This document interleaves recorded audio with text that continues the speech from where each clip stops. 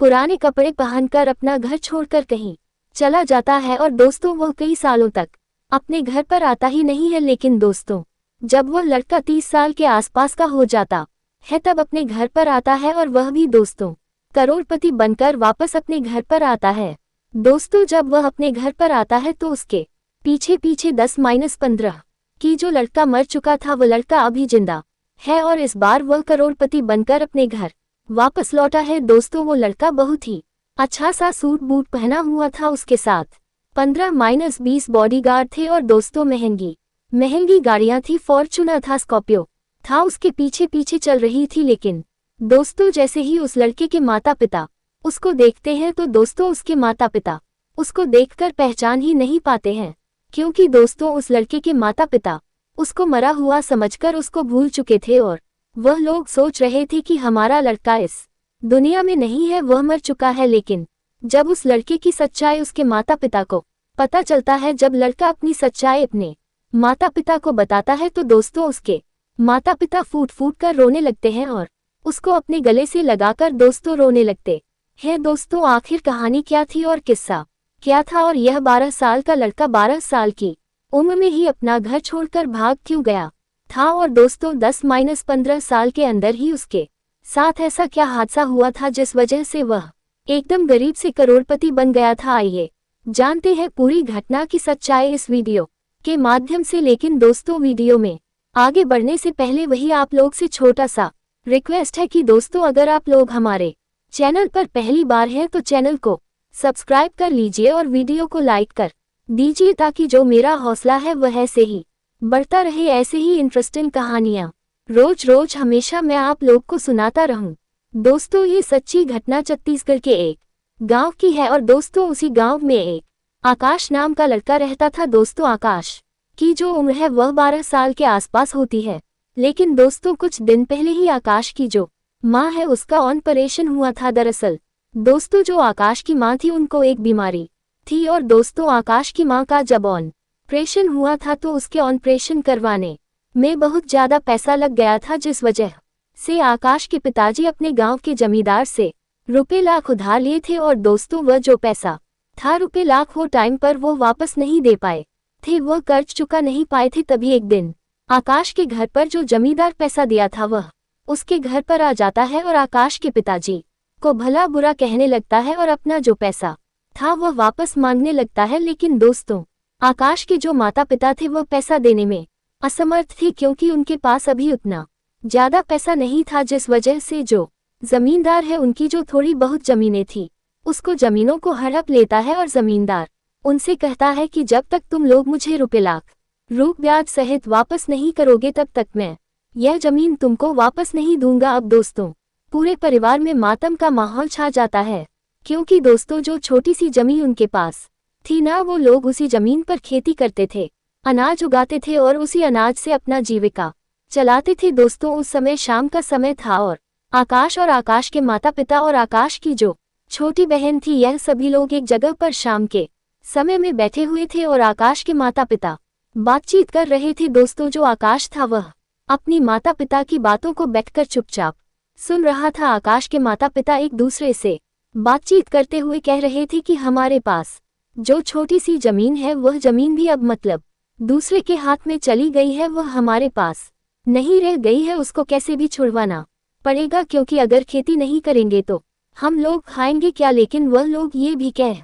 रहे थे कि हमारे पास इतना पैसा अभी नहीं है, हम लोग इतना जल्दी रुपए लाख का व्यवस्था कहाँ से करेंगे। दोस्तों जो आकाश था ना वह अपनी माता पिता की बातों को सुन रहा था। आकाश अपने माता पिता की बातों को सुनकर बहुत ज्यादा परेशान हो रहा था। तभी दोस्तों आकाश के मन में एक ऐसा ख्याल आता है जो शायद उसकी पूरी जिंदगी बदल देता है। दोस्तों जो आकाश था वह अपने माता पिता से कुछ बोलता नहीं है और उनकी स्थिति को समझता है, और उस दिन जो कपड़ा वह पहना हुआ था घर पर था उसी कपड़े को पहनते हुए वह अपने घर से निकल जाता है। और जब घर से निकलता है तो दोस्तों वह रेलवे स्टेशन पर जाकर बैठ जाता है। दोस्तों रेलवे स्टेशन पर एक ट्रेन आती है और वह उस ट्रेन के अंदर बैठ जा आता है। उसके पास पैसे भी नहीं थे कि वह टिकट कटवा पाए। दोस्तों जब ट्रेन में बैठ जाता है तो ट्रेन डायरेक्ट ले जाकर उसको सूरत में छोड़ देती है। दोस्तों आकाश के पास पैसे भी नहीं थे तो उसको भूख भी बहुत ज्यादा लगी थी क्योंकि वहां से जाने में सफर में काफी ज्यादा समय लग गया था। दोस्तों अब आकाश जो है वह रेलवे स्टेशन से बाहर निकलता है। आकाश जैसे ही स्टेशन से बाहर निकलता है तो बाहर की जो दुनिया है वह देखकर बहुत ज्यादा हैरान और परेशान हो जाता है, क्योंकि दोस्तों जो आकाश था वह बचपन से ही अपने गांव में रह चुका था और आकाश अपनी जिंदगी में पहली बार शहर में आया था और इतने लोगों को देखा था और इतना ज्यादा गाड़ियां को देखा था, इतनी बड़ी बड़ी वह बिल्डिंग दिखा था। ये सब देखकर वह बहुत ही ज्यादा परेशान हो जाता है। लेकिन दोस्तों आकाश जो है वह बहुत ज्यादा हिम्मत जुटा है और उसको भूख लगी थी तो आकाश स्टेशन से पैदल चलते हुए आगे की तरफ रास्ते में जाने लगता है। तभी दोस्तों उसको एक ढाबा दिखाई देता है और उस ढाबे पर बहुत सारे जो ट्रक वाले होते हैं अपना ट्रक जो है साइड में लगाकर उसी ढाबे पर बैठकर खाना खा रहे थे। अब दोस्तों आकाश जो है वह उन्हीं में से एक व्यक्ति के पास जाता है और उनसे कहता है कि भाई साहब, हाथ जोड़कर कहता है कि भाई साहब मुझे काम की जरूरत है, मुझे बहुत ज्यादा भूख लगी है, क्या आप मुझे काम पर रख सकते हैं। दोस्तों वह व्यक्ति जो था ना वह ट्रक चलाने का काम करता था और वह एक ड्राइवर था। दोस्तों वह व्यक्ति आकर से कहता है कि देखो बेटा, मेरे पास तो कोई काम नहीं है, अगर तुमको काम चाहिए तो तुम ढाबे वाले पास जाकर उससे बातचीत कर सकते हो, शायद उसके पास कोई काम हो। तब दोस्तों आकाश उस व्यक्ति से कहता है कि देखिए भाई साहब, मुझे ज्यादा पैसे नहीं चाहिए, मैं आपसे पैसा नहीं मांगूंगा, बस आप मुझे खाना खाने के लिए दे देंगे तो मैं आपका सारा काम कर दिया करूंगा। आप जो भी कहेंगे मैं उस काम को मना नहीं करूंगा, सारा काम आपका मैं कर दिया करूंगा। अब दोस्तों जो व्यक्ति था, जो ट्रक चलाने वाला ड्राइवर था, वह सोचता है कि बस खाना खाने के लिए लड़का काम करना चाहता है तो इसमें कोई बुराई नहीं है। अब दोस्तों वह जो ड्राइवर था आकाश को अपने साथ रख लेता है। दोस्तों अब जो वह ड्राइवर था वह ट्रक चलाने का काम करने लगता है और आकाश उसके साथ ट्रक में बैठा हुआ था। आकाश जो है वह खलास का उसी ट्रक के अंदर काम करने लगता है। अब दोस्तों जो ट्रक ड्राइवर था उसको कुछ मंगाना होता था तो आकाश को वह भेज दिया करता था। आकाश वह सामान खरीद कर लाकर ट्रक ड्राइवर को दे दिया करता था और दोस्तों इस तरीके से आकाश की जिंदगी अब धीरे धीरे करके गुजरने लगी थी और आकाश अब धीरे धीरे बड़ा भी हो रहा था। तभी दोस्तों आकाश एक दिन अपने मालिक से, यानी कि अब जिस गाड़ी में रहता था, जिसके अंडर में काम करता था ड्राइवर था, उससे कहता है कि साहब देखिए, मैं भी ट्रक चलाना सीखना चाहता हूँ। तब दोस्तों जो ड्राइवर था वह आकाश को धीरे धीरे करके ट्रक चलाना भी सिखाने लगता है। लेकिन दोस्तों जो आकाश था उसके पास अभी ड्राइविंग लाइसेंस नहीं था, क्योंकि जो उसकी उम्र थी 18 साल से अभी कम थी, जिस वजह से जो ड्राइवर था वह बहुत कम उसको ट्रक चलाने के लिए दिया करता था, क्योंकि उसके पास लाइसेंस नहीं था। अब दोस्तों धीरे धीरे करके आकाश जो है वो पूरे तरीके से लाइसेंस बनवाने से पहले ही ट्रक चलाना अच्छी तरीके से सीख लिया था। लेकिन जब उसकी उम्र 18 साल की होती है तो दोस्तों वह आकाश जो है वह अपना ड्राइव लाइसेंस भी बनवा लेता है और जब लाइसेंस उसका बन जाता है तब आकाश भाड़े पर एक ट्रक ले लेता है और उसी ट्रक को चलाने लगता है। अब दोस्तों जो आकाश की जिंदगी है ना वह हंसी खुशी गुजरने लगती है और दोस्तों जो आकाश था वह महीने के 30 से 3,50,000 आराम से ट्रक चलाकर कमा लेता था और वह बचा लेता था पैसा भी। तभी दोस्तों एक दिन आकाश जो है वो ट्रक लेकर कहीं जा रहा था और उसके ट्रक के अंदर जो सामान है वह लोडिंग किया हुआ था और दोस्तों उसको अनलोड कराने के लिए वह कहीं जा रहा था। तभी दोस्तों रास्ते में उसको एक कार दिखाई देता है। दोस्तों जो कार था ना वह बहुत बुरे तरीके से एक्सीडेंट हुआ था और रोड के साइड में हाईवे के पास पड़ा हुआ था। दोस्तों उस कार के जितने भी एयर बैग होते हैं ना वो एक्सीडेंट की वजह से सब कुछ खुल चुके थे और उस समय रात का समय था। आकाश अपने ट्रक को हाईवे के साइड में लगाता है और जब उस गाड़ी के पास जाता है तो देखता है कि उस गाड़ी के अंदर एक महिला पड़ी हुई है और उसकी जो हालत है वो बहुत ज्यादा खराब हो चुकी है। अब दोस्तों जो आकाश है वह जल्दीबाजी में उस महिला को उसकी गाड़ी से बाहर निकालता है और दोस्तों उस महिला को अपने ट्रक में सुला देता है और जल्दी जल्दी करके ट्रक चलाता है और उसको अस्पताल में ले जाकर पहुंचा देता है। अब दोस्तों अस्पताल में जाने के बाद आकाश उस महिला को भर्ती भी करवाता है और भर्ती करवाने के बाद 2 दिन तक वहां पर रहकर उसका इलाज भी चलता है और आकाश जो है वह 2 दिन तक वहीं पर अस्पताल में रहता है, उसका इलाज करवाता है। लेकिन दोस्तों जब उस महिला को होश आता है। वह महिला जब होश में आती है तब आकाश उस महिला के पास जाता है, उस महिला से मिलता है, उससे बातचीत करता है और उससे पूछता है कि आपकी तबीयत कैसी है, आप ठीक तो है ना। तब दोस्तों वह महिला आकाश से कहती है कि बेटा तुम्हारा बहुत बहुत धन्यवाद है कि तुमने हमारी जिंदगी को बचा लिया। और दोस्तों उस दिन वो महिला आकाश से ये भी कहती है कि आकाश अगर तुम नहीं होते तो शायद आज मेरी जान चली जाती। तभी दोस्तों वहां पर डॉक्टर साहब आ जाते हैं उसका चेकअप करने के लिए और डॉक्टर साहब उस महिला से कहते हैं कि देखिए सही समय पर आपको इस अस्पताल के अंदर भर्ती करवा दिया गया था, नहीं तो एक्सीडेंट की वजह से आपकी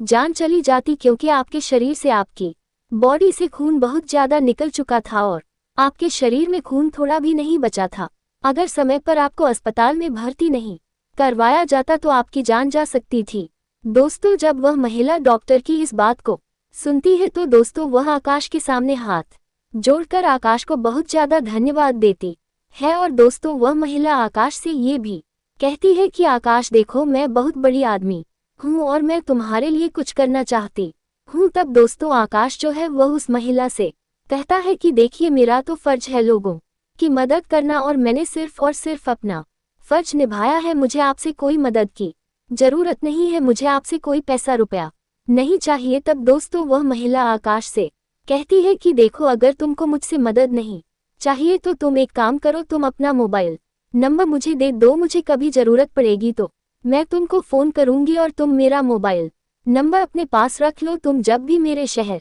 से होते हुए अपने ट्रक को लेकर जाना तो मेरे घर पर मुझसे मिलने के लिए जरूर आना, मैं तुमसे मिलूंगी, मुझे तुमसे बहुत सारी बातें करनी है। और दोस्तों जो आकाश था वह उस दिन अस्पताल में उस महिला से बातचीत करता है और बातचीत करने के बाद ट्रक को लेकर उस जगह पर पहुंच जाता है जहां पर उसके सामान को अनलोडिंग करना था। अब दोस्तों इस तरीके से रोज रोज की जो जिंदगी है वह आकाश की गुजरने लगी थी। और दोस्तों जो आकाश है ना वह ट्रक चलाकर अच्छा खासा पैसा कमाने लगा था। दोस्तों आकाश के पास इन 4-5-6 सालों के अंदर 1015 लाख रुपया इकट्ठा हो गए थे। अब दोस्तों आप लोग तो जानते ही हैं कि जो लोग ट्रक वगैरह चलाते हैं वह लोग बहुत ज्यादा पैसा कमाते हैं, उनकी सैलरी अलग होती है और वह लोग डीजल वगैरह चोरी करके इधर उधर से मतलब 3-5 करके वह लोग बहुत ज्यादा पैसा कमा लेते हैं। और दोस्तों दो तो यह इसी तरीके से करके बहुत ज्यादा वह पैसा कमाता है आकाश। और कुछ समय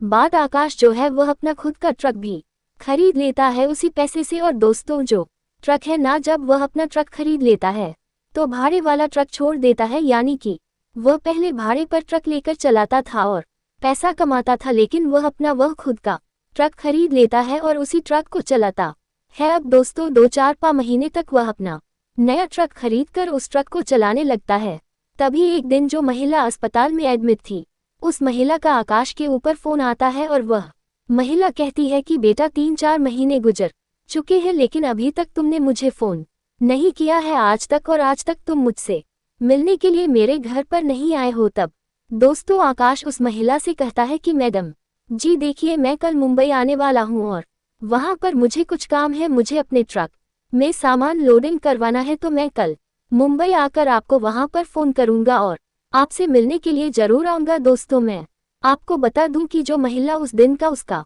एक्सीडेंट हुआ था और जो महिला अस्पताल में एडमिट थी वो महिला मुंबई की रहने वाली थी और मुंबई में ही उसकी 3-4 फैक्ट्रियां चलती थी, 3-4-5 जो थी साड़ी की कंपनियां उसकी चलती थी। और दोस्तों वो कंपनी अकेले ही वो चलाती थी और उसके पति नहीं थे, उसके पति एक एक्सीडेंट में गुजर चुके थे। अब दोस्तों अगले दिन जो आकाश है वह अपने ट्रक को लेकर मुंबई पहुंच जाता है और जहां पर सामान लोडिंग करने का काम चल रहा था वहां पर अपने ट्रक को लगा देता है और ट्रक लगाने के बाद वहां से उस महिला के घर पर चला जाता है उससे मिलने के लिए। दोस्तों उस महिला का नाम सरिता था। अब सरिता के घर पर जाने के बाद सरिता उससे बहुत ज्यादा बातचीत करती है, जो आकाश है उसके बच्चों से मिलता है, उसकी लड़कियों से मिलता है और वहां पर नाश्ता पानी भी करता है, खाना वाना भी खाता है। तभी दोस्तों सरिता आकाश से पूछती है कि बेटा एक बात बताओ, तुम्हारा घर कहाँ पर है और तुम्हारे माता पिता कहाँ रहते हैं। तब दोस्तों आकाश जो है वह सरिता को अपनी पूरी कहानी बताता है और वह उसे बताता है कि मैडम जी मेरे जो माता पिता है वह लोग गांव पर रहते हैं, लेकिन मैं अभी गांव पर नहीं जाना चाहता हूँ मैं। जिस दिन खूब बड़ा आदमी बन जाऊंगा, जिस दिन खूब पैसा कमा लूंगा, उस दिन मैं अपने गांव पर जाऊंगा और मैं अपने माता पिता से मिलूंगा। तब दोस्तों जो सरिता थी, जो सरिता मैडम थी, वह सरिता मैडम उससे पूछती है कि तुम ट्रक चलाने का काम कब से कर रहे हो और क्यों? ट्रक चलाते हो, कोई और काम भी कर सकते हो, तुम अच्छे खासे दिखने में लगते हो। तब दोस्तों आकाश जो है वह सरिता से कहता है कि मैडम जी देखिए, मैं अपने घर से बचपन में ही निकल गया था और मुझे घर से निकले हुए पूरे आज 151 साल हो चुके हैं, लेकिन अभी तक मैं अपने घर पर नहीं गया हूँ। जब मैं अपने घर से बचपन में निकला था तो मुझे पहली बार एक ट्रक में खलासी का काम मिला था, जिस वजह से उसमें काम करते करते मुझे ये काम बहुत अच्छा लगा और इस काम में मुझे अच्छी खासी जानकारी हो गई, इसलिए ये काम मुझे बहुत अच्छा से आता है। मैं इसी काम को करना चाहता हूँ और इसीलिए मैं ट्रक चलाने का काम भी करता हूँ। तभी दोस्तों जो सरिता है वह आकाश से कहती है कि देखो मुझे मैडम जी मत बोलो, तुम मुझे माँ कहकर बुला लो, तुम मेरे बेटे जैसे हो और मैं तुम्हें अपना बेटे जैसा मानती हूँ। तभी दोस्तों जो सरिता थी वह आकाश से कहती कि आकाश बेटा देखो हो, मैं तुम्हारे लिए कुछ करना चाहती हूँ, क्योंकि उस दिन तुम मेरी जान बचाए थे ना, तो वह एहसान मैं तुम्हारा चुकाना चाहती हूँ। तभी दोस्तों सरिता जो है वह आकाश से कहती है कि आकाश देखो, मेरे पति नहीं है, मेरे हस्बैंड नहीं है, मेरे पति गुजर चुके हैं, एक्सीडेंट में उनकी मौत हो गई है और हमारी 3-4 कंपनियां हैं जो साड़ी की फैक्ट्रियां हैं जिनको मैं अकेले चलाती हूँ और उसको चलाने में मुझे बहुत ज़्यादा मुश्किलों का सामना करना पड़ता है। मैं चाहती हूँ कि तुम मेरे साथ रहो और मेरे साथ मिलकर मेरे कंपनी का देखभाल करो, मेरी कंपनी को चलाने में मेरी मदद करो, क्योंकि मेरे से अकेले ये सब कुछ नहीं होता है, मैं अकेले नहीं संभाल पाती हूँ। अब दोस्तों आकाश पहले तो सरिता को मना कर देता है और कहता है कि नहीं, मेरा खुद का ट्रक है, मैंने अभी हाल ही में लिया है, मैं उसी को चलाऊंगा। तब दोस्तों स आकाश से कहती है कि देखो, इसमें तुम्हारा कोई भी नुकसान नहीं होगा, अगर तुम्हारा ट्रक है तो तुम अपने ट्रक को किसी को दे दो, भाड़े पर दे दो और उसको चलवाओ वहां पर, वहां से भी तुमको पैसा मिलेगा और तुम मेरे साथ रहोगे, मेरे साथ काम करोगे, मेरे कंपनी को संभालोगे, तो मैं महीने के 3 लाख तुमको दूंगी और तुम्हारा पैसा यहाँ से भी जनरेट हो जाएगा और ट्रक से भी कुछ पैसा आएगा, तो तुम अच्छा पैसा कमा लोगे और तुम्हारे पास अच्छा खासा पैसा इकट्ठा हो जाएगा। दोस्तों जब आकाश ये बात सुनता है कि मैडम जी उसको महीने के 3 लाख सिर्फ और सिर्फ उनकी कंपनी को संभालने के लिए देंगी, तो आकाश को यह ऑफर बहुत अच्छा लगता है और दोस्तों आकाश उनकी कंपनी में काम करने के लिए राजी हो जाता है। और दोस्तों जो आकाश है वह अगले दिन अपने एक दोस्त को अपना ट्रक दे देता है भाड़े पर चलाने के लिए और उसे कहता है कि भाई, महीने का मुझे इतना पैसा चाहिए, तुम्हें ट्रक जैसे चलाना है तो तुम वैसे चलाओ, मुझे बस महीने का भाड़ा देते रहना। और दोस्तों जो खुद है वह मैडम जी के साथ कंपनी में काम करने में लग जाता है और दोस्तों आकाश जो है वह अच्छा खासा उसको पास बिजनेस का नॉलेज भी था, क्योंकि वो ट्रक का बिजनेस कर चुका था, तो इस बिजनेस में भी काम करते करते उसको अच्छा खासा नॉलेज हो जाता है। तो दोस्तों आकाश जो है वो उसके बिजनेस का, जो साड़ी का बिजनेस था, उसको अच्छे से चलाने लगा था। अब दोस्तों ऐसे करके 4-5 सालों का वक्त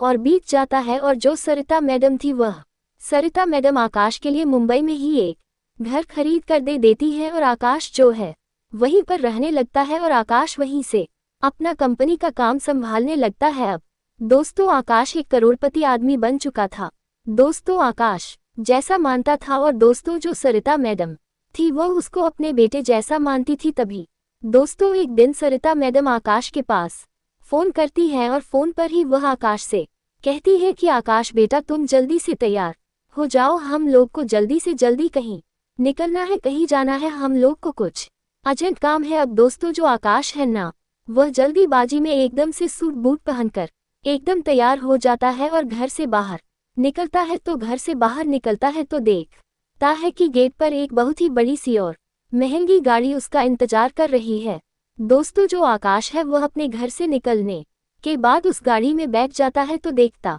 है कि जो सरिता मैडम है वह पहले से ही उस गाड़ी में बैठी हुई थी। उसके बाद दोस्तों ये दोनों लोग वहां से रवाना हो जाते हैं और रेलवे स्टेशन पर पहुंच जाते हैं। दोस्तों जो सरिता मैडम थी ना, वह ऐसी बोगी में पहले से ही अपना टिकट बुक कर चुकी थी। दोनों लोगों का अब दोस्तों जैसे ही स्टेशन पर लोग उतरते हैं, ट्रेन आती है तो सरिता और आकाश ये दोनों लोग ट्रेन के अंदर बैठ जाते हैं और दोस्तों ट्रेन वहां से छत्तीसगढ़ के लिए रवाना हो जाती है। लेकिन दोस्तों जैसे ही ट्रेन छत्तीसगढ़ के रेलवे स्टेशन पर रुकती है तो दोस्तों जो सरिता मैडम थी वह आकाश से कहती है कि आकाश बेटा चलो अब हम लोग को यहाँ से नीचे उतरना पड़ेगा। अब दोस्तों सरिता मैडम जब यह उससे कहती है कि आकाश चलो हम लोग को अब नीचे उतरना पड़ेगा, स्टेशन आ गया है, तो दोस्तों छत्तीसगढ़ स्टेशन देखकर आकाश को कहीं ना कहीं भनक लग जाती है कि जो सरिता मैडम है वह उसको उसके गांव पर लेकर जा रही है, उसके माता पिता से मिलवाने के लिए लेकर जा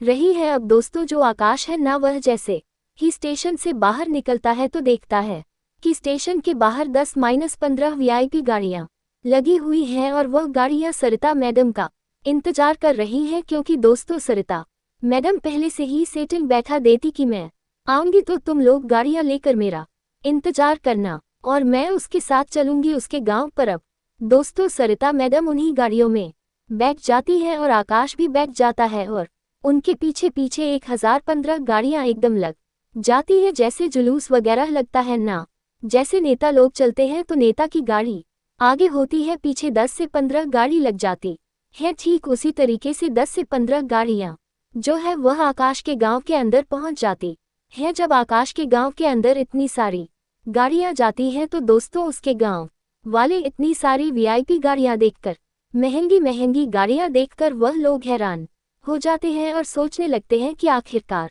उनके गांव में कौन आ गया है इतनी महंगी महंगी गाड़ियां लेकर, और वह लोग सूट बूट पहने हुए थे। ये सब देखकर उसके गांव के लोग बहुत ज्यादा परेशान हो गए थे। तभी दोस्तों वह सभी गाड़ियां आकाश के घर के दरवाजे पर रुक जाती है, लेकिन दोस्तों आकाश के जो माता पिता थे वह लोग घर के दरवाजे के बाहर चारपाई बिछाकर बैठे हुए थे और सभी गाड़ियां जब उनके दरवाजे पर रुकती हैं तो दोस्तों वह लोग ये सब देखकर बहुत हैरान हो जाते हैं और वह लोग भी सोचने लगते हैं कि आखिरकार हमारे दरवाजे पर इतने बड़े बड़े लोग क्या करने के लिए आए हैं, कोई बात तो नहीं हो गया है। वह लोग बहुत ज्यादा परेशान हो जाते हैं। तभी दोस्तों आकाश जो है वह अपने गाड़ी से निकलता है और अपने माता पिता के पास जाता है और दोस्तों उन के पैर को जब छूता है तो दोस्तों जो आकाश के माता पिता थे ना, उन लोग को कुछ भी समझ में नहीं आ रहा था कि यह लड़का कौन है और क्यों आकर हमारा पैर छू रहा है, सूट बूट पहना है, महंगी गाड़ी से आया है। क्योंकि दोस्तों जो आकाश था ना वह एकदम से बदल चुका था और इतने सालों में जो उसका चेहरा है उसकी शक्ल भी बदल चुकी थी। तभी दोस्तों जो आकाश है वह अपने माता पिता से कहता है कि पापा जी मैं आकाश हूँ, मैं आपका बेटा आकाश हूँ दोस्तों। लेकिन जैसे ही उसके माता पिता ये बात सुनते हैं कि यह हमारा बेटा आकाश है तो दोस्तों उनके आंखों में आंसू टपक जाते हैं और दोस्तों उसके माता पिता जो थे ना वह आकाश को गले से लगाकर फूट फूट कर रोने लगते हैं। ऐसा लग रहा था कि जैसे जो लड़का उनका खोया हुआ था वह वापस उनको मिल गया है। उसके बाद दोस्तों जब थोड़ा सा वहां पर माहौल शांत हो जाता है तब दोस्तों आकाश के माता पिता आकाश से पूछते हैं कि बेटा उस दिन तुम कहाँ हम लोग को छोड़कर चले गए थे। तब दोस्तों आकाश अपनी जिंदगी की पूरी कहानी अपने माता पिता से एक एक करके बताता है। उसके बाद दोस्तों आकाश अपने माता पिता से पूछता है कि पिताजी मेरे जाने के बाद उस जमीन का क्या हुआ। तब दोस्तों आकाश के माता पिता उससे बताते हैं और उससे कहते हैं कि बेटा देखो तुम्हारे जाने के बाद हम लोगों ने पुलिस में कंप्लेन करवाया था, क्योंकि वह हम लोग के ऊपर बहुत ज्यादा दबाव बना रहा था और हम लोग को ऐसा लगने लगा था कि जो जमींदार है हम लोग को परेशान कर रहा है वही तुमको कहीं गायब करवा दिया या फिर तुमको मरवा दिया है। हमने उनके खिलाफ कंप्लेन भी दर्ज करवाया था।